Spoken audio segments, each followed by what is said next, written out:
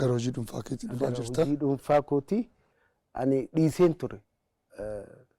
Abdii kutadhee wanuma aartima jedhu kan dhiisee ture. Situ na deebise.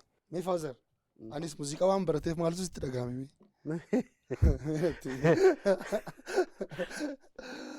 Anis akka muuziqaa baratu maas miidiyaa baay'ee irratti dubbadhee jira. Hin barbaadu ture.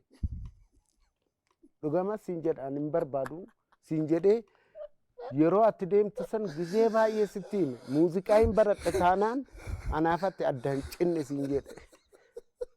Dambidolloo irratti si argee yaa'u mooya makii irratti dhuftee amma immoo wanni an argaa jiru ajaa'iba maaliif ani akka an awwaalame san hin awwaalamne ati barnootaan hojjattee akka ani bara isin guddisuudhaaf asiin siyaasaan naariyaa asiin abbaa angoo humna narratti ilaallata asiin ka barbaade na hojjechiisaa asii ka barbaade na arrabsa asii ka barbaade na gurshaa ka barbaade immoo na beelessa akkas ta'e chaalenjii ati immoo san keessa cabsitee darbiteera waaqayyo haa galatu.